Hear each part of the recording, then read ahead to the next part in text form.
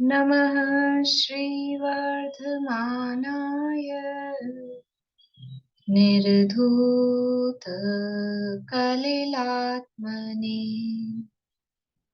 सालोकानां त्रिलोकानां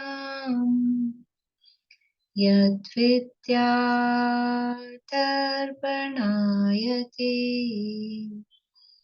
यद्विद्यातर्पणायते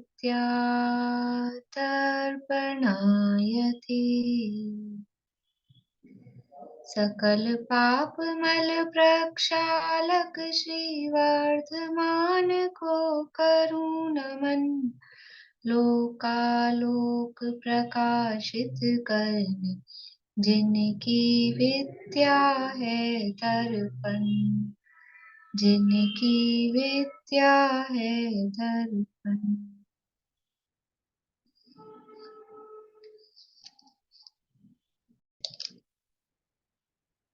रत्नकरण श्रावकाचार्य नामक ही ग्रंथ है, आचार्य समंतभद्र स्वामी द्वारा रचित। इसके तीसरा जो अनुव्रत अधिकार है, सम्यक चारित्र का वर्णन यहाँ करना है। सम्यक दर्शन और सम्यक ज्ञान के बाद में तो सम्यक चारित्र के प्रकरण में पहला अधिकार सम्यक चारित्र का वर्णन करने के लिए पहला अनुव्रत अधिकार, और वैसे पूरे ग्रंथ का देखेंगे तो तीसरा अनुव्रत अधिकार। इसके अंतिम श्लोक में 5 अनुव्रतों को गृहस्थों के मूल गुण कहा कि इसके बिना गृहस्थ बना संभव नहीं है, ये बताया। और उसके अंतर्गत ही फिर यहाँ सदाशिवदास जी खासलीवाल हिंसा त्याग की प्रेरणा विशेष रूप से यहाँ पर हमको दे रहे हैं। श्लोक का पाठ करते हैं। पेज नंबर 110 पे श्लोक है, 66 नंबर का, 66। मध्यमांस मधु त्यागै सहानुव्रत पंचकम अष्टौ मूल गुणानाहुर्ग्रहीणाम श्रमणोत्तमा। श्रमणोत्तम अर्थात जो गंधर्व तथा श्रुत केवली हैं, वे गृहस्थ के मध्य मांस मधु के त्याग सहित 5 अनुव्रतों को अष्ट मूल गुण कहते हैं। ये गृहस्थ के 8 मूल गुण हैं। वो बहुत ज्यादा नहीं बताए कि 8 ही गुण होंगे क्या, कुछ 20 30 40 50 ऐसा कुछ बताते, यही नहीं पढ़ रहे, ये ही पाल लें 8 ही तो ही ठीक है। इतना इतना कम समझ लो, कंडीशंस इतना कम कोर्स दिया है कि इतना भी पाल लोगे तो आप श्रावक हो, गृहस्थ हो, मोक्ष मार्ग में लग सकते हो। लेकिन वो भी पालने में तकलीफ पड़ती है लोगों को। यहाँ पर इसकी ये चर्चा करते हुए हिंसा करने वाला अपने हिंसा के पोषण में अनेक तर्क खोटी युक्तियां दे रहा है कि एक ही जीव को मार लें, इतने सारे जीव मरते हैं वनस्पति खाने में। तो उसको कहा कि वो जो एक जीव मर रहा है और ये जो जीव मर रहे हैं, इनमें एक तो अंतर क्या है कि तुम्हारी ये गलत फहमी है कि एक ही जीव मर रहा है। वहां पर भी मांस की एक कणिका में इतने इतने अनंत जीव, बादर निगोदिया जीव कितने हैं कि जितने पूरे जीवन भर में नहीं खा पाए, जीवों की हिंसा नहीं हो, उससे भी कई गुना ज्यादा वो मांस की एक कणिका में उतने जीव हैं। इसके अलावा त्रस जीव और हैं, अनंत निगोदिया जीव हैं, असंख्यात त्रस जीव हैं, और एक जो पंचेंद्रिय मरा। तो ये तो संख्या की अपेक्षा से जो अंतर कहा था कि ये एक है और वो बहुत ज्यादा है, तो यहाँ एक नहीं है, यहाँ पे भी बहुत ज्यादा है और उससे कई गुना ज्यादा है, तो इसलिए भी हिंसा अधिक है। और दूसरी बात क्या कही थी कि वो तो एक इंद्रिय होता है वनस्पति का एक तो, और ये है संगी पंचेंद्रिय। तो एक इंद्रिय की हिंसा से दो इंद्रिय में, दो इंद्रिय से तीन इंद्रिय में, तीन इंद्रिय से चार इंद्रिय में, चार इंद्रिय की हिंसा से असैनी में, असैनी से की हिंसा से संगी पंचेंद्रिय। तो ये 5 गुना ज्यादा पाप, क्योंकि जैसे जैसे प्राण बढ़ते जाते हैं, जैसे जैसे ज्ञान बढ़ता जाता है, वैसे वैसे जीवों का दुख बढ़ता जाता है, तो वैसे वैसे उनकी हिंसा में दोष भी, पाप भी अधिक अधिक बढ़ता जाता है। इसलिए दोनों ही तरह से ये उचित नहीं है। फिर दूसरा तर्क क्या दिया, ये तो अपना पहले का था। दूसरा तर्क क्या दिया हिंसा करने वाले ने अपने हिंसा के पोषण के लिए, क्या तर्क दिया दूसरा, बोले रेणु जी। उसने तर्क दिया कि ये जो इतने तिर्यंच हिंसक जीव है, ये अगर मारेंगे अन्य जीवों को तो मतलब फिर मतलब इसलिए हम ही इसको मार देते हैं, कि ये मार नहीं पाए अन्य जीवों को, अन्य जीवों की रक्षा के लिए हम इन मतलब हिंसक जीवों को मार देते हैं ताकि अन्य जीवों की रक्षा हो सके। तो हम्म। उसके उत्तर में ये कहते हैं बस बस कि बस बस तर्क तर्क ही तर्क क्या दिया था? दूसरा तर्क क्या दिया? कि ये हिंसक जीव हैं, शेर, चीता, सियार, जितने भी वाइल्ड एनिमल हैं, वाइल्ड बर्ड्स हैं, ये अन्य जीवों को मारते हैं। तो इससे अच्छा है ये एक मिलके बहुत सारे जीवों को मारता है, तो उन सब बहुत सारे जीवों की रक्षा हो जाए, इसलिए इस एक को मार देना ही ठीक है। ऐसा वो हिंसा करने वाले, शिकार करने वाले या इस तरह के जो भी लोग हैं, वो इसके पोर्शन में कहते हैं। जवाब क्या दिया?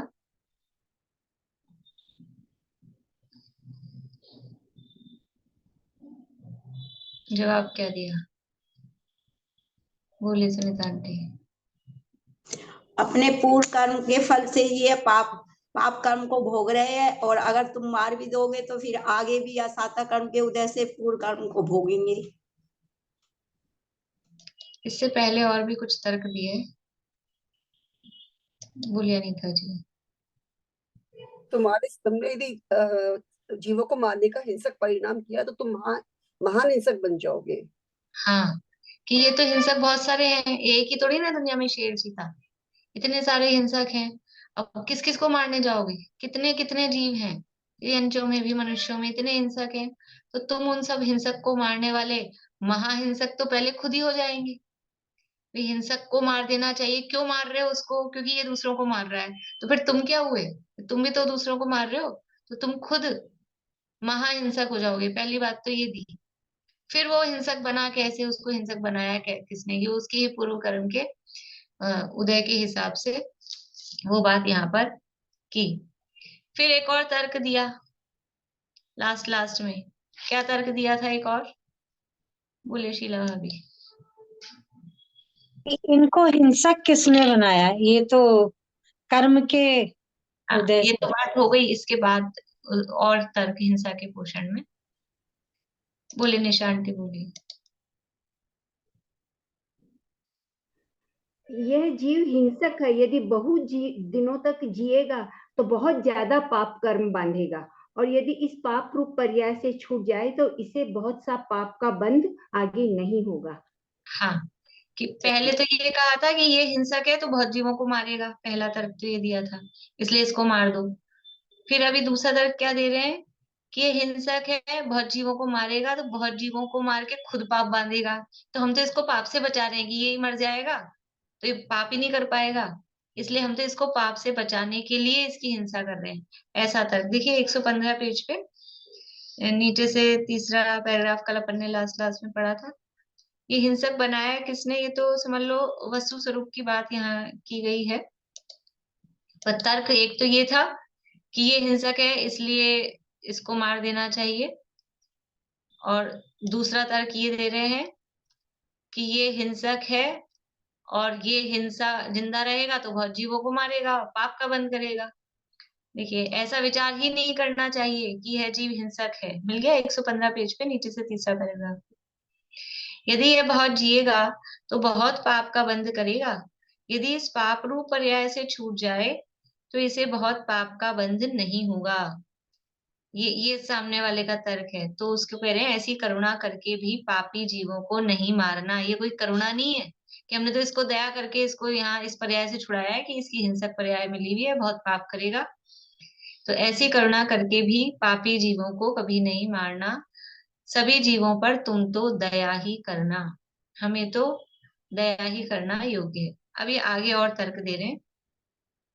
कोई ऐसा कहे, ऐसा मिथ्या विचार भी नहीं करना कि यह जीव बहुत दुख से दुखी है, यदि मर जाए तो शीघ्र ही दुख से छूट जाएगा। क्यों? ये इतना है बस, ये यहाँ तक का उसका तर्क है कि ये जीव कोई ऐसा होता है, लोग कहते भी हैं, ये तो अपने में चलता है, मतलब ये बिल्कुल अपने में चलता है ये चीज। तो सही है गलत है वो यहाँ बता रहे हैं। और अपने को निर्णय करना है। कोई व्यक्ति बहुत दिनों से दुखी है मतलब बेड पे पड़ा है, कैंसर से परेशान है, पैरालिसिस आ गया है, सारे कामकाज बिस्तर में ही होते हैं, और बुरी तरह से समझ लो तकलीफें हैं, कई तरह से शारीरिक वेदना बहुत है, और लेटे लेटे समझ लो बेड सोल्स हो गए हैं, और बड़ी मतलब ऐसी स्थिति है, बहुत बुरी स्थिति है। और ऐसी स्थिति होते हुए 6 महीने हो गए, साल भर हो गए, 2 3 4 साल हो गए, 5 साल हो गए, 10 साल हो गए, ऐसी स्थिति में है आदमी। तो क्या होता है, क्या कहते हैं, क्या कहते हैं, अगर मान लो वो डेथ हो जाए उस व्यक्ति की, तो क्या शब्द निकलता है अपने लोगों से? सुधर गई। ये निकलते हैं, सुधर गई, बहुत परेशान हो रहे थे, अच्छा हुआ। और कभी वो नहीं मरे तो कहते हैं कि मतलब मन मुंह से ऐसे सीधे डायरेक्ट नहीं शब्द बोले, भाव उसका ये होता है कि इनकी आयु पूरी जल्दी हो जाए तो ये सुखी हो जाए, ये बड़ी तकलीफ में है यहाँ पे। तो मरण हो जाए, सीधी सी बात, मतलब डायरेक्टली अपन शब्द बोल रहे हैं, लपेटे वाले शब्द क्यों बोले, पर वहां वहां तो घुमा फिरा के बोलते हैं। बात यही रहती है कि इनका मरण हो जाए तो इनकी ये दुख से छुटकारा मिल जाए, ऐसा सोचते हैं। तो बोल रहे हैं ऐसा भाव भी कभी नहीं लाना, ऐसा विचार, ऐसा मिथ्या विचार भी नहीं करना। ये तो शारीरिक वेदना से दुखी है कोई, समझ लो आर्थिक परेशान हो आर्थिक रूप से, या कोई बड़ा मानसिक रूप से परेशान हो, कोई इस तरह की समझ लो टेंशन या इस तरह की समस्याएं हो, तो यह जीव बहुत दुख से दुखी है। मुख्य रूप से शारीरिक वेदना के हिसाब से देखते हैं तो बहुत दुख से दुखी है। यदि मर जाए तो शीघ्र ही दुख से छूट जाएगा, ये इतना कि ये मर जाए तो अच्छा है, ऐसा। दूसरे के लिए भी नहीं सोचना, खुद के लिए भी नहीं सोचना, ये दोनों की तरफ से बात चल रही है कि दूसरे के लिए नहीं सोचा, अपने लिए तो सोच सकते हैं ना, बहुत दुख से दुखी है तो मर जाए तो भगवान उठा क्यों नहीं लेता, अपने यहाँ तो नहीं चलती ऐसी लैंग्वेज, पर जल्दी अच्छा इस पर्याय से छूट जाए। देखो इस पर्याय से छूटने की भावना, ये क्या कह रहे हैं आगे, देखो आगे जवाब देखो, अभी ये जवाब है क्योंकि से। जिसको समझ नहीं आता हो ना तो वहां ऐसा लिख लें अपने ग्रंथ में कि ये एक क्वेश्चन है और इसका आंसर कहाँ से चालू हो रहा है, नहीं तो पता ही नहीं चलेगा पूरा आंसर है कि पूरा क्वेश्चन है। इसलिए यहाँ तक तो प्रश्न प्रश्न के फॉर्म में नहीं दिया इन्होंने, क्योंकि बनाया लिखा उसको ऐसे है, ऐसा मिथ्या विचार भी नहीं करना कि यह जीव बहुत दुख से दुखी है, यदि मर जाए तो शीघ्र ही दुख से छूट जाएगा। यहाँ तक तो सामने वाले की बात है, ठीक है ना, प्रश्न रूप में नहीं है, लेकिन ये सामने वाले की बात है। अब ये पंडित जी कह रहे हैं सदाशिव दास जी कि ऐसा विचार नहीं करना, क्योंकि यदि मर जाएगा तो यह शरीर वर्तमान की पर्याय ही छूटेगी, इसे बंधा हुआ असाता कर्म तो नहीं छूटेगा। देखो यहाँ से मर गया तो ये दुख से दुखी है, तो मरने से क्या दुख से छुटकारा मिल जाएगा? क्योंकि यदि उसके मान लो उसको दुख भोगना है 100 साल तक, है ना, 100 साल तक उसको दुख भोगना है, उसकी जो असाता की स्थिति अभी 100 साल की है, और यहाँ पे 10 साल में भोग के ही मर गया, तो बाकी के 90 साल का दुख वो आगे जाके भोगेगा, आगे जाके। ऐसा नहीं है जैसे सब कैरी फॉरवर्ड होता है। आप देखते होंगे, मतलब थोड़ा अपन अंदाजा लगा सकते हैं कि कोई बच्चा है, अभी जन्म हुआ, जन्म लेते से ही, और समझ लो प्री मैच्योर हो गया, मतलब कुछ ना कुछ निमित्त तो होता ही है। ऐसा तो है नहीं कि सीधा, कभी कभी बाहरी कोई निमित्त नहीं भी दिखे तो भी प्री मैच्योर हो गया है, या कुछ समझ लो डिलीवरी में कुछ भी प्रॉब्लम हुई है, जो भी कुछ भी हुआ, अच्छे से भी हो गई, उसके बाद में कुछ हो गया तो बहुत बुरी तरह से बच्चों के वो जॉन्डिस हो जाता है कभी, और दूसरी समस्याएं हो जाती है कुछ भी छोटे बच्चों के। तो जो भी होते हैं बच्चों की नर्सरी में जाके देखो, बिल्कुल अभी 1 2 दिन वाले बच्चे, छोटे छोटे बच्चों के भी ये नाक में लगी हैं, हाथ में लगी हैं, कुछ कुछ कुछ कुछ पट्टियां बंधी हैं, ऐसी स्थिति होती है ना। ये क्या बता रहा है, इतना छोटा अभी तो पैदा हुआ है, क्या पाप किया उसने, अभी तो पैदा हुआ है 1 घंटा पहले, 2 घंटा पहले, 1 दिन पहले, उसने क्या पाप किया होगा, लोगों को पता नहीं होता है ना, जैसे बोलते हैं, इसने क्या कर्म किया, इसने क्या पाप किया तो अभी पैदा हुआ है, और इसके ये सुई लग रही है, ये इंजेक्शन लग रहा है, ये पट्टी बंध गई है, वो पट्टी बंध गई, नाक में घुस रहा है, कहाँ सब होता है। कभी कभी देखना चाहिए, मौका मिले तो देखकर ये संसार की विचित्रता का, पुण्य पाप के उदय का, कर्मों का विचार करना चाहिए। ये ऐसा क्यों हुआ कि ये पूर्व में जिस भाव में था ना, पूर्व में जिस भाव में था वहां कुछ पाप के उदय थे और वो पूरे नहीं हुए, वो छेदन भेदन वहां पूरे नहीं हुए, वो आगे कैरी फॉरवर्ड हो गए। तो यहाँ भी जन्म लेते से ही छेदन भेदन, ये सुई हुई घुसना क्या है, इंजेक्शन लग रहे हैं, डिप चढ़ रही है, ये सब क्या है, यहाँ पे जन्म लेते से वो चालू हो गए छेदन भेदन और ये सब। तो ऐसा नहीं है कि वहां से मर गए कि चलो छूटे, ये छूटेंगे, छूटता नहीं है। असली कारण क्या है, यहाँ जो दुखी है, जो समस्या है, जो परेशानी है, उसका मूल कारण क्या है? उसका मूल कारण ये शरीर भी नहीं है, कोई बाहरी संयोग भी नहीं है, कोई परिवारजन समाज वाले परिस्थितियां, वो है ही नहीं। कारण मतलब निमित्त, निमित्त भी देखेंगे तो निमित्त दो प्रकार के देखे थे हमने स्टोपदेश में शाम को, एक अंतरंग निमित्त और एक बहिरंग निमित्त। तो बहिरंग निमित्त तो कुछ भी हो सकते हैं, अभी बाहर में जैसे बोला ना, प्री मैच्योर हो गया, डॉक्टर ने कुछ गलती कर दी डिलीवरी में, ऑपरेशन में, कहीं कहीं, तो वो तो बहिरंग निमित्त है। असली कारण क्या है, अंतरंग निमित्त, वो है उसके पाप कर्म का उदय। उसको उसका क्या करोगे? पूर्व भाव में पाप कर्म का उदय था, इसलिए दुखी था, शारीरिक वेदना थी, तो मर गया, मर जाओ, तो पाप कर्म का उदय मर जाएगा क्या? मरने से पाप कर्म का उदय मरेगा क्या? और यदि आत्मघात का भाव करता है खुद, तो और पाप बांध रहा है। तो मरने से तो वो पाप कर्म का उदय तो खत्म होता नहीं, आसाता के उदय से यहाँ वेदना आई थी, तो यहाँ अगले भाव में गए, वो असाता का उदय, उदय तो खत्म हुआ नहीं, वहां पे चालू हो गई, वहां पे चालू हो गई। और ऐसे करके कहाँ जाएगा, कि नरक में या तिरंज में जाएगा, तो नरक में भयंकर असाता का उदय, तिरंज में भी क्या है, सब यही समस्याएं हैं, छेदन भेदन भूख प्यास, वो सब वहां पे भी चल रहे हैं। तो क्योंकि यदि मर जाएगा तो यह शरीर यानी वर्तमान की पर्याय ही छूटेगी, इससे बंधा हुआ असाता कर्म तो नहीं छूटेगा। भाई मर के ज्यादा से ज्यादा किससे छुटकारा पाना चाहते हो? दुख से छुटकारा ना पाना चाहते हो, तो दुख से कहाँ छुटकारा मिलेगा? दुख तो है पाप कर्म के उदय से, खाली शरीर छूटेगा, ये शरीर के कारण दुख था ही नहीं, ये समझ में आ जाए ना, ये शरीर दुख का कारण नहीं है, ये शरीर तो दुख देने का माध्यम है, साधन है केवल। जैसे समझ लो, अ, कुछ भी समझ लो कि बॉटल से बच्चे को स्पून फीडिंग करा रहे हैं, दूध पिला रहे हैं, कुछ भी, तो क्या वो बॉटल से पेट भरता है? कि वो बॉटल तो उस पेट भरने का माध्यम है, साधन है, वो तो केवल साधन है। ऐसे ही ये शरीर दुख देने का साधन मात्र है, दुख देने, ये नो कर्म बोलते हैं ना शरीर को। नो कर्म क्या है? नो कर्म का मतलब है जिसके द्वारा कर्म अपना फल दे सके, कर्म को कोई साधन चाहिए, कुछ ना कुछ साधन चाहिए ना। हमको बाजार से कुछ लाना है, हमको 1 किलो एप्पल लानी है, तो 1 किलो एप्पल कैसे लाए, ऐसे हाथ में भर के? कुछ साधन चाहिए ना, कुछ भी, कोई भी थैली थैला कुछ भी, बर्तन कुछ भी चाहिए, तो वो तो साधन मात्र है। ऐसे ही शरीर दुख देने का साधन मात्र है। असली दुख का कारण देखा जाए, कारण का मतलब है निमित्त की ही बात चल रही है, तो वो कर्म का उदय है।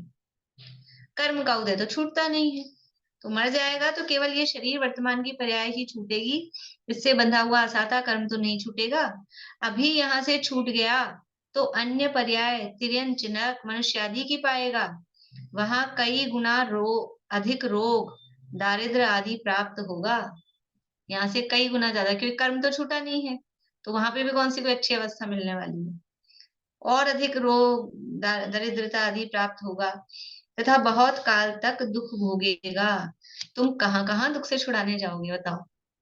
कि हम दुख से छुड़ा रहे हैं, बहुत तकलीफ में है, तो लाके इसको जहर दे दिया, इस तरह की तो मतलब समझ लो वहाँ अमेरिका वगैरह में तो चलती है इस तरह की, परमिशन लेके कि इसको मार दिया जाए, कि खुद के लिए और दूसरों के लिए, जो भी हो, कि बहुत परेशान है, और ऐसा इच्छा मृत्यु जिसे कहते हैं, कि मर जाए, तो ये मर जाएगा। तो यहाँ इस भाव में तुम्हें लग रहा है दुख से छूट गया, आगे नरक तिरंज में जाएगा, वहां दुख कम है क्या? विचार करें ना, तो यहाँ दुख बहुत कम है, नरक तिरंज में इससे कई गुना अधिक दुख है। तो कहाँ कहाँ छुड़ाने जाओगे, कितना छुड़ाने जाओगे, क्या क्या करोगे? और ये बात समझ में आ जाए ना, तो जो लोग भी आत्महत्या कौन करता है, आत्महत्या वही करता है कि यहाँ का दुख सहन नहीं हो रहा, यहाँ की थोड़ी इज्जत बिगड़ गई है, कि शरीर में समस्या आ गई है, रुपए पैसे की समस्या आ गई है, तो ये लगता है मर जाओ, मर जाएंगे तो छूट जाएंगे। एक तो परभाव का विश्वास हो, आत्मा की अजर अमरता का विश्वास हो कि आत्मा मरता नहीं है। इनको ये विश्वास नहीं है ना, वो सोचते हैं मर जाओ छुट्टी, और मर जाओ छुट्टी वो अपने अस्तित्व का को खत्म करना चाहते हैं। इनको अपने अस्तित्व का ही विश्वास नहीं है। कितना भयंकर पाप बनता है, जिस अभी आत्मा के स्वरूप को भूले हुए हैं, तो इतना पाप बन रहा है मिथ्यात्व का। और जो अपने अस्तित्व को खत्म ही कर देना चाहता है, वो कितना भयंकर पाप बनता है। और वो तो आत्मा तो मरेगा नहीं, ये समझ में आ जाए कि अगले भाव में जाके भोगना पड़ेगा, तो ठीक है, यहाँ है उसी को पूरा कर ले। ये इसका पढ़ने का फल क्या है? ये तो आत्महत्या वाली बात तो चलो बहुत हाई लेवल की, कि यहाँ पे ये बात चल रही है, लेकिन अभी सामान्य रूप से भी कोई परिस्थितियां आती है, कोई संकट आते हैं, पाप के उदय आते हैं, और उन पाप के उदय में दुखी होने से, रोने से क्या होगा? ये वस्तु स्वरूप समझ में आ जाए ना, कि ये दुख क्यों आ रहा है, ये दुख की परिस्थिति बन क्यों रही है, कि पूर्व पाप के उदय से, उसके बिना नहीं बन सकती है। यदि हमें कुछ प्रतिकूलता लग रही है, इसका मतलब है पिछला कुछ पाप का उदय सामने उपस्थित है, ये दोनों का ऐसा निमित्त नैमित्तिक संबंध है। इधर प्रतिकूलता की फीलिंग हो रही है, तो इधर असाता का उदय सामने होगा। ठीक है ना, उदाहरण दिया था ना आपको एक बार। इधर अगर दर्पण में मोर दिख रहा है, इसका मतलब सामने मोर होगा, तो इधर प्रतिकूलता की फीलिंग हो रही है आत्मा में, जीव में, अंदर, तो इधर वो असाता वेदनी कर्म का उदय होगा। ये उदय क्यों आया है, ये असाता का उदय क्यों आया है? कि पहले दुख शोक तापा क्रंदन ये परिणाम किए थे असद्वेद्यस्य, इस तरह के परिणाम पहले किए थे, तो ये कर्म बंधा था, तो ये उदय में आया है। अब ये प्रतिकूलता आ रही है, अब क्या कर रहा है? फिर से वही दुख शोक तापा क्रंदन, तो फिर क्या हो रहा है? फिर से असाता बन रही है। अगर ये सिस्टम समझ में आ जाए कि ये पहले बांधा था और ये उदय में आ रहा है, और अब भी यही करूंगा, तो फिर ये सिलसिला खत्म कब होगा? इसलिए ये समझ में आ जाए कि अपने ही किए कर्मों का फल है, और उसमें ये विचार कर ले कि अच्छा है, उदय में आके जा रहा है, बढ़िया है, चुक रहा है अपना, तो जल्दी पार होंगे, ये विचार आ जाए, उसमें दुखी नहीं हो, तो उससे भागने की स्थिति नहीं आएगी। उस माइंड में ये नहीं आएगा कि भागो, वो ये सोचेगा जल्दी आके पूरा हो, खत्म हुए, छुट्टी हो अपनी, ये विचार। तो ये विचार करेगा, तो वो दुख शोक आगे नहीं बांध रहा है, तो ये भी कर्म होगा, हो सकता है कि परिणाम और अच्छे विशुद्ध हों, तो ये कर्म बदल जाए। इनको बदलने में देर नहीं लगती, साता असाता को बदलने में देर नहीं लगती। क्यों नहीं लगती? क्योंकि दोनों एक वेदनीय कर्म के भेद हैं। एक साता वेदनी, एक असाता वेदनी। वेदनीय कर्म का उदय हर समय रहता है, दोनों में से किसी एक का उदय होना है, और दोनों की ऐसे लाइन लगी हुई है, दोनों लाइन से लगे हुए, दोनों तैयार हैं। ये हमारे पे डिपेंड करता है किसको हमको बुलाना है, फ्रंट पे किसको रखना है। ये दोनों ऐसे ऐसे लाइन से लगे हैं, ठीक है। अब ये फ्रंट पे रखना है कि ये फ्रंट पे रखना है, ये अपने पे निर्भर करता है, अपने परिणामों पे। तो अगर अभी हमने दुख शोक का परिणाम किया है, तो ये फ्रंट पे आ जाएगा आगे, मान लो यह आता है। और जैसे ही हमने परिणाम भूत प्रत्यनुकंपा दान सराग संयमादि योग इस तरह के कुछ शुभ भाव किए, तो तुरंत ही इसमें क्या है, एक इधर से उधर किसका हो, ऐसा नहीं होता है। समझ लो वो पहले पेन आते थे ऐसे, अभी भी आते होंगे, 4 रिफिल एक साथ डाल दो, लाल पीली, लाल नीली काली हरी ऐसी, तो ये वाला दबाएंगे तो लाल आएगा, वो वाला दबाएंगे तो नीला आएगा। देखा होगा ना सबने, कितनी देर लगती है, 1 सेकंड में बदल दो। तो 1 सेकंड में, 1 सेकंड तो बहुत बड़ी चीज है, अगले ही समय बदल सकता है, बदल जाता है। किसके हाथ में है ये बटन, किसके हाथ में दबाना? अपने ही हाथ में है, अपने ही हाथ में है। इसलिए ये इस तरह के परिणाम करके और असाता बनती है। तो अभी यदि अभी यहाँ से छूट जाएगा, तो अन्य पर्याय तिर्यंच नरक मनुष्य आदि की पाएगा, वहां कई गुना अधिक रोग दारिद्र आदि प्राप्त होगा, तथा बहुत काल तक दुख भोगेगा। तुम कहाँ कहाँ दुख से छुड़ाने जाओगे? बहुत कहने से क्या लाभ, यदि कदाचित, अब देखो क्या कह रहे हैं, कदाचित सूर्य का उदय पश्चिम दिशा से होने लगे, अग्नि शीतल होने लगे, ये क्या चीजें हैं? ये संभव है क्या? ये बातें असंभव है, लेकिन फिर भी एक बार मान लो कि ऐसा असंभव बात भी हो जाए कि सूर्य का उदय पश्चिम से होने लगे, अग्नि शीतल होने लगे, चंद्रमा की किरण उष्ण निकलने लगे, सूर्य की आताप शीतल हो जाए, संपूर्ण पृथ्वी 3 लोक के ऊपर हो जाए। पृथ्वी कहाँ है? पृथ्वी नीचे होती है। और ये कहते हैं ऊपर उल्टा हो जाए, पूरा आसमान नीचे आ जाए, पृथ्वी ऊपर चली जाए, पत्थर का भारी गोला जल में तैरने लग जाए। पत्थर पानी में तैर सकता है? उपल नाव डूबती है, पत्थर नहीं तैर सकता है। लेकिन ये असंभव बात भी संभव हो जाए कदाचित। पत्थर का भारी गोला जल में तैरने लग जाए, अग्नि में कमल उत्पन्न होने लगे। कमल कहाँ उत्पन्न होता है? शीतलता में, पानी में, जल में। लेकिन अग्नि में कमल, अग्नि में कमल क्या कि घास भी नहीं उग सकती है, कमल की क्या बात करें। अग्नि में कमल उत्पन्न होने लगे, सूर्य के अस्त होने पर प्रातःकाल होने लगे। सूर्य छिप गया और दिन उग गया, ऐसा हो सकता है? फिर भी ऐसा हो जाए। सर्प के मुख में अमृत पैदा होने लगे। सर्प के मुख में क्या पैदा होता है? विष, जहर। और ये कह रहे हैं कि सर्प के मुख में अमृत, बिल्कुल उल्टी बातें होने लग जाए, समझ लो। कलह करने से यश होने लगे। जो खूब लड़ाई झगड़ा करता हो उसकी नाम, उसका मान सम्मान होने लगे कि ये देखो कितने लड़ाई झगड़ा करते हैं। कलह करने से यश होने लगे, अजीर्ण से रोग मिटने लगे। रोग का कारण ही अजीर्ण, यानी पेट की खराबी, वो रोग का कारण है। लेकिन ये कह रहे हैं अजीर्ण होए तो अच्छा है, स्वास्थ्य अच्छा रहेगा, ऐसा उल्टा काम होने लगे। कालकूट जहर खाने से जिंदगी लंबी होकर बढ़ने लगे। जहर खा लिया किसने, हलाहल विष, और फिर भी उसकी आयु और बढ़ गई। आयु तो विष खा लिया तो आयु का घात अपवर्तन हो जाएगा एकदम से। लेकिन ऐसा उल्टा भी हो जाए। वाद विवाद करने से प्रेम बढ़ने लगे।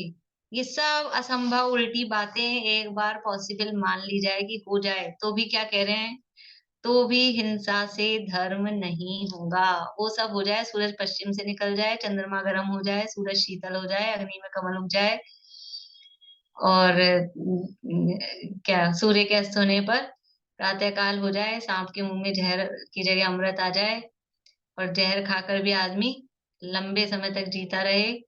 ये सब भले ही हो जाए दुनिया में, दुनिया उल्टी पुल्टी हो जाए, जमीन की जगह आसमान, आसमान की जगह जमीन, ऐसा हो जाए, तो भी हिंसा करने में कभी धर्म नहीं होगा। ये इतनी उपमाएं क्यों दी है?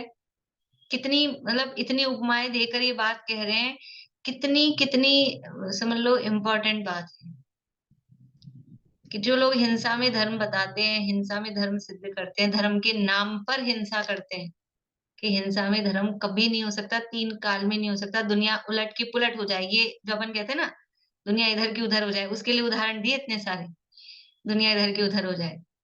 लेकिन हिंसा करने में धर्म, हिंसा से धर्म नहीं होगा। जगत में ये 13 नहीं होने योग्य कार्य भी होने लग जाएंगे। सब 13 गिनाए हैं, गिन ले अपन एक बार। देखो, सूर्य का उदय पहला, फिर अग्नि शीतल दूसरा, चंद्रमा की उष्ण तीसरा, सूर्य का तप चौथा, पृथ्वी ऊपर हो जाए 5, जल का गोला 6, अग्नि कमल 7, सूर्य 8, सर्प के मुंह में अमृत 9, कलह 10, अजीर्ण 11, कालकूट जहर 12, और वाद विवाद करने से प्रेम बढ़ जाए, ये 13 बातें कही। ये 13 नहीं होने योग्य कार्य भी होने लग जाए, मान लिया हमने कि ये सब हो जाए, ये असंभव बातें हैं, नहीं होने योग्य, जो पॉसिबल नहीं है, फिर भी ये हो जाए, तो भी हिंसा के परिणाम से, तो कि यहाँ भारत में नहीं होता होगा, और जगह दूसरी जगह हो जाएगा, अमेरिका में कहीं, जर्मनी में, चाइना में, अफ्रीका में, वहां कहीं हो जाएगा, जापान में, कि नहीं कहीं नहीं होगा। तो यहाँ भरत क्षेत्र में नहीं होता होगा, विदेश क्षेत्र में हो जाएगा, जम्बू द्वीप में नहीं होता होगा, धातकी खंड में हो जाएगा, कि यहाँ मनुष्य गति में नहीं होता होगा, देवगति में जाके हो जाएगा। कह रहे हैं हिंसा के परिणाम से तो किसी देश में, अच्छा अभी पंचम काल में नहीं होता, चौथे काल में हो जाएगा, पहले काल में हो जाएगा। कि किसी देश में किसी काल में, अपने को नहीं होता होगा, बड़े बड़े लोगों को तो हो ही जाता होगा, राजा महाराजा, कि किसी को भी, कोई भी हो, XYZ, कोई भी हिंसा के परिणाम से तो किसी देश में, यानी किसी क्षेत्र में, क्षेत्रवाची है, किसी काल में, ये काल को बता रहा है कि किसी देश में किसी काल में किसी को भी, वो व्यक्तिवाची द्रव्य को बता रहा है, समझ लो। धर्म, ये भाव, न हुआ है, न हो रहा है, न होगा, तीनों काल को ले लिया। ना भूतकाल में कभी हिंसा में धर्म हुआ है, ना वर्तमान में हिंसा में धर्म होगा, हो रहा है, ना भविष्य में हिंसा में धर्म होगा। क्या भी नहीं हो रहा है भविष्य में, बाद में तो हो जाएगा, काल बदलेगा तो, कि चाहे काल ये रहो चाहे बदलो, कुछ भी हो, किसी भी काल में, कोई सा भी काल हो, हिंसा में कभी भी धर्म होता नहीं है, क्योंकि धर्म है वीतराग स्वरूप, और हिंसा अपने आप में इटसेल्फ मोहराग देश के परिणाम वो हिंसा है। इसलिए ये दोनों बिल्कुल अपोजिट हैं। तो दुनिया में भले ही जो विरुद्ध चीजें हैं वो हो जाए एक बार, लेकिन ये विरुद्धता कभी नहीं होगी कि हिंसा करने में धर्म हो जाए। इसलिए समझ लेना, जहां हिंसा है वहां धर्म नहीं है, तो जहां द्रव्य हिंसा हो रही है बाहर में, वहां व्यवहार धर्म भी नहीं है। और जहां भाव हिंसा हो रही है अंदर में, मोहराग देश के परिणाम हो रहे हैं, वहां सच्चा वास्तविक धर्म, सच्चा वास्तविक धर्म क्या है? सद्दृष्टि ज्ञान वृत्तानि धर्मम। तो जब तक ये शुभाशुभ भाव चलते रहेंगे अंदर में, मोहराग द्वेष के परिणाम, तब तक वो शुद्धोपयोग रूप सम्यक दर्शन आदि धर्म नहीं होगा। बोल्ड टाइप में दिया है, विचार करने वाली बात है कि मतलब अब अपने को एक थर्मामीटर दे दिया कि हम देख लें कि इस काम में धर्म है कि नहीं है, कि यदि मोहराग देश के परिणाम हो रहे हैं, कषायें हो रही हैं, हिंसा हो रही है, तो धर्म नहीं हो सकता। लेकिन अब वो धर्म मतलब आप कहोगे कि फिर हम तो बाहर में जो भी कुछ काम करते हैं थोड़ी बहुत उसमें तो होती है, तो वहां पर एक वो दिया है कि आपको लाभ किससे ज्यादा हो रहा है।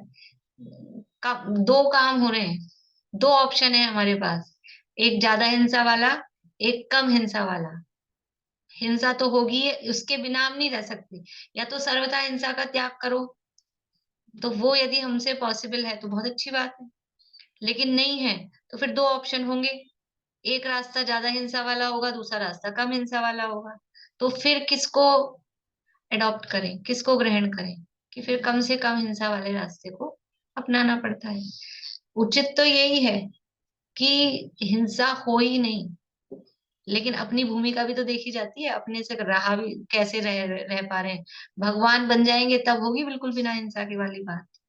तो भगवान तो अभी है नहीं, भगवान बनने तक की जो प्रोसेस है उसमें भी बीच में ये कुछ ना कुछ ये कार्यक्रम तो होंगे थोड़ी बहुत, तो उसमें फिर कंपैरिजन करके उस मार्ग को ग्रहण करना चाहिए।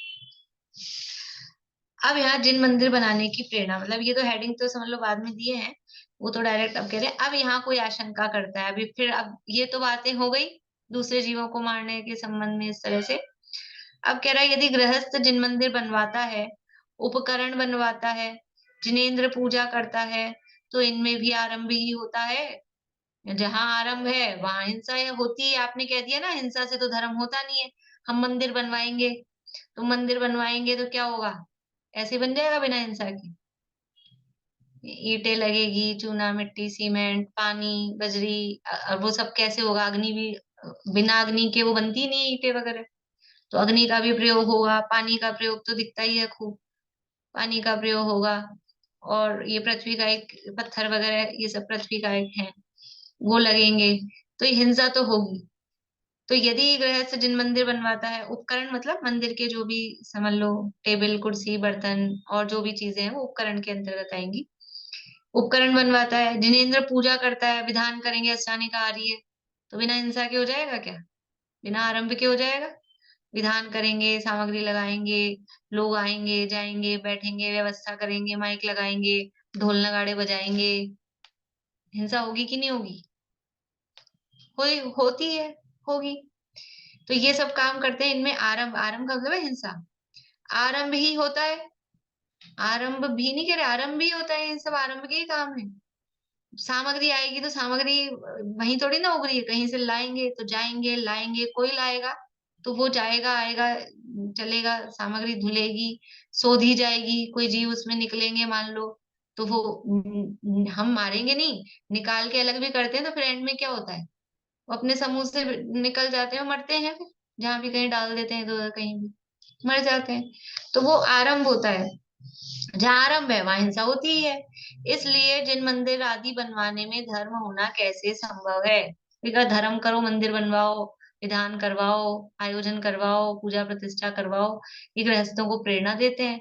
तो उनको कह रहे हैं अब सदाशिवदास जी को कि आप तो क्या हमको ऐसी प्रेरणाएं देते हो कि मंदिर बनवाओ, विधान करवाओ, ये सब काम करो, और इसमें तो आरंभ होता है। तो कुछ लोग थोड़ा बहुत पढ़ लेते हैं ना, थोड़ा बहुत पढ़ लेते हैं, लेकिन ये कुछ करना नहीं होता है। इतना सा सीख लिया कि ये सब बनाने में भी हिंसा होती है, ये सीख लिया, और करना है नहीं, मंदिर बनवाना नहीं है, अपना घर बनवाना है, बाथरूम बनवाना है खूब अच्छा हाई फाई, करोड़ों रुपया लगा के, लेकिन मंदिर बनवाने का भाव नहीं। तो ये तर्क उसमें देते हैं कि मंदिर बनवाएंगे तो हिंसा होगी, हिंसा तो करनी नहीं चाहिए। पूजन विधान का आयोजन करवाएंगे तो उसमें आरंभ होगा, आरंभ तो करना नहीं चाहिए, इसलिए उसमें धर्म तो संभव नहीं है। देखो, उसे उत्तर देते हैं, यदि गृहस्थ ने आरंभ करने का त्याग कर दिया है तथा जिसके परिणाम वीतरागता रूप होकर धन उपार्जन आदि करने से विरक्त हो गए हैं, उसे मंदिर आदि का बनवाना योग्य नहीं है। बिल्कुल सही बात है, मना नहीं कर रहे, मंदिर बनवा रहे हैं, पूजन विधान का आयोजन करवा रहे हैं, आरंभ तो डेफिनेटली है ही है। आरंभ मतलब उसमें थोड़ी बहुत जो भी स्थावरों की हिंसा है, कदाचित कभी त्रस्त जीवों की भी हिंसा हो, हिंसा तो है ही है। तो लेकिन किसको त्याग कर देना चाहिए इसका, कि जिसने अपने घर गृहस्थी में आरंभ का त्याग कर दिया, परिग्रह का त्याग कर दिया, कमाई धंधा व्यापार, खाना बनाना, कमाई करना, ये जिसने कर दिया है बंद, आरंभ त्याग प्रतिमा ले ली है, परिग्रह त्याग प्रतिमा ले ली है, और ये सब छोड़ दिया है, उसे तो बिल्कुल भी ये मंदिर बनवाना, आरंभ के काम करना, आयोजनों में इन्वॉल्व होना, इन्वॉल्व मतलब आगे होके करवाना, उसे तो योग्य नहीं है, उसने तो त्याग कर दिया है, आरंभ करता ही नहीं है। इसलिए तो यदि गृहस्थ ने आरंभ करने का त्याग कर दिया है तथा जिसके परिणाम वीतरागता रूप होकर धन उपार्जन आदि करने से विरक्त हो गए हैं। देखो, ऐसा नहीं है कि कुछ लोग ऐसे होते हैं, कमाई धंधा हमने छोड़ दिया है, अब पहले खूब पैसा इकट्ठा हो गया, सफिशियंट है और काम करने की जरूरत नहीं है, ऐसे व्यक्ति को नहीं ले रही, जिसके परिणाम विरक्त हो गए हैं कि हमको कमाई वमाई करनी ही नहीं, जो है जिसमें हमारा गुजारा, क्योंकि हमारी इच्छाएं नहीं है, हमारी जरूरतें नहीं है ज्यादा, तो ज्यादा हमको धन सामग्री की आवश्यकता नहीं है, तो उसके जो परिणाम है वो धन उपार्जन आदि करने से विरक्त हो गए हैं, उसे मंदिर आदि का बनवाना योग्य नहीं है, उसे तो ठीक है, इस काम में नहीं लगना चाहिए मंदिर आदि बनवाने में।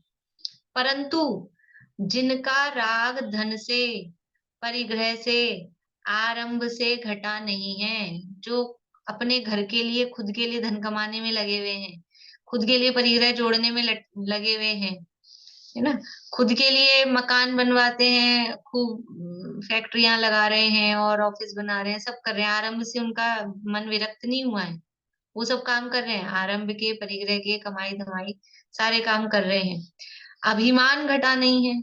और वो सब इतना, हमने मकान बना लिया 10 करोड़ का, तो थोड़ा ऐसे मकान बनाया 10 करोड़ का, मैं छोड़ा और बाजार सकड़ा, और सारे समझ लो जो भी काम किए, कमाई वमाई अच्छी है, तो अभिमान घटा नहीं, बहुत अभिमान आ रहा है ना, अपने अभिमान बाहर में दिखाने में नहीं, अंदर में ही खुद को वो एक इस तरह की फीलिंग कि मैं आई एम समथिंग, ऐसा कुछ लगता है।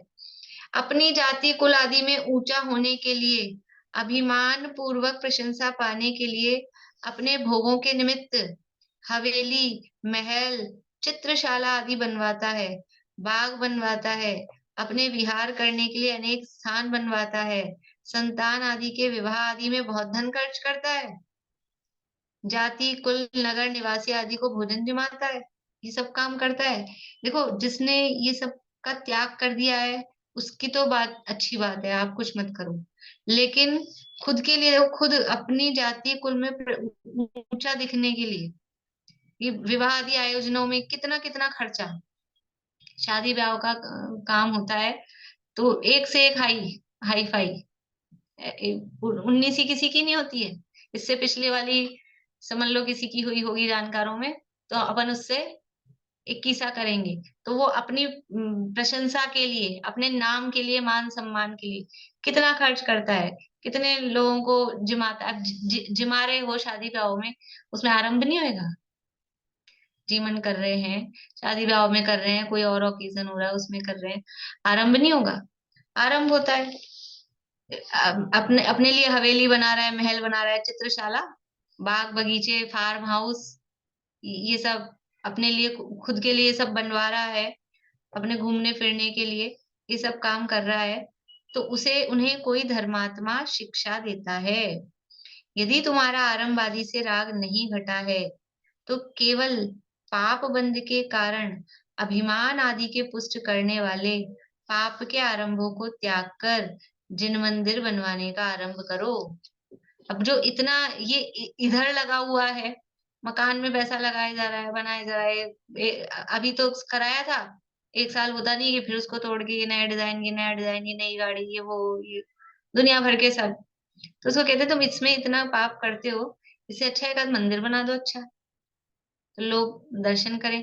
अपने घर में दुनिया भर की तरह तरह की स्टैचू लगा लगा के रखते हैं, देखने योग्य नहीं हो, ऐसी लगा लगा के रखते हैं कि एक भगवान की प्रतिमा विराजमान कर दो। एक भगवान की प्रतिमा, एक भगवान की प्रतिमा, वो असंख्यात के ना, जैसे तीर्थंकरों से बढ़कर होती है। साक्षात तीर्थंकर हो ना, तो साक्षात तीर्थंकर तो जब होंगे कितने साल तक रहेंगे? उत्कृष्ट काल है 8 वर्ष कम 1 कोटि पूर्व, इतने समय तक ही रहेंगे।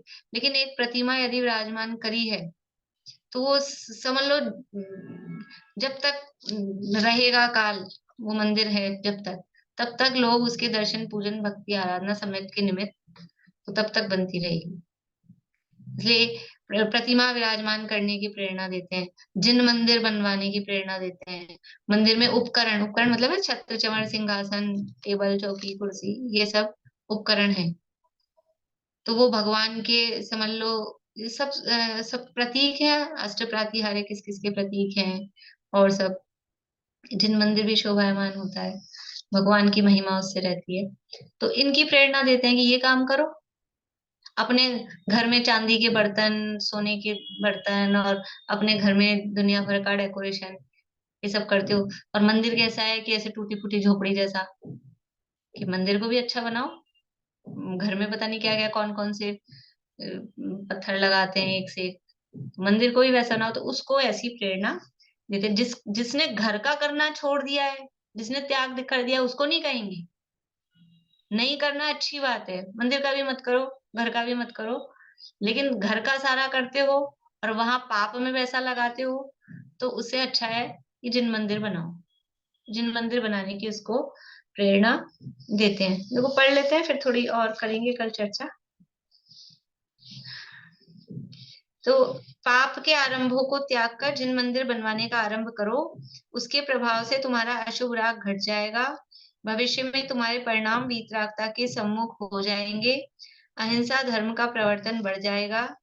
अनेक जीव स्वाध्याय करके, शास्त्र श्रवण करके, वीतराग नैन देव के दर्शन करके, भावना बढ़ाकर पापाचार रोकने लगेंगे।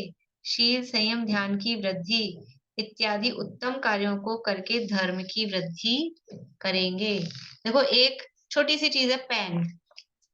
एक पेन हमने किसी को दिया, समझ लो एक कोई दुकानदार है, उसको हमने एक पेन दिया, और एक पेन हमने दिया सामान्य पढ़ने वाले बच्चे जो स्कूल की पढ़ाई पढ़ते हैं उसको दिया, और एक पेन हमने उसको दिया जो धार्मिक पढ़ाई पढ़ता है।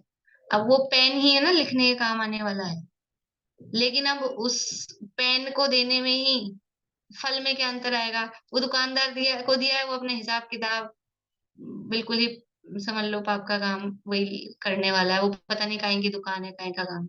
और वो जो दुनिया लौकिक की पढ़ाई कर रहा है, ठीक है वो पढ़ाई कर रहा है, लेकिन वो भी प्रयोजन उसका क्या है? अपने पढ़ाई कर करा के व्यापार धंधा रोजगार जो भी करना है वो करेगा। और जो धार्मिक पढ़ाई करने वाला उस पेन से क्या करेगा? वो क्या लिखेगा? वो क्या लिखेगा? वो धर्म की बात लिखेगा। वो अपने नोट्स बनाएगा। और तो उसमें अंतर है। तो ऐसे ही आरंभ तो हो रहा है, मकान बनाने में भी आरंभ हो रहा है, मंदिर बनाने में भी आरंभ हो रहा है, लेकिन वहां भावों का फर्क है। वहां अशुभ भाव है और यहाँ शुभ भाव है। और इसकी चर्चा है, कल करेंगे अपन इसकी चर्चा, और कि अपने परिणाम वह हिंसा से हटाकर, और हिंसा तो हो रही है लेकिन अब उस हिंसा को, उन भावों को शुभ रूप बदलने की बात अब यहाँ पर कह रहे हैं।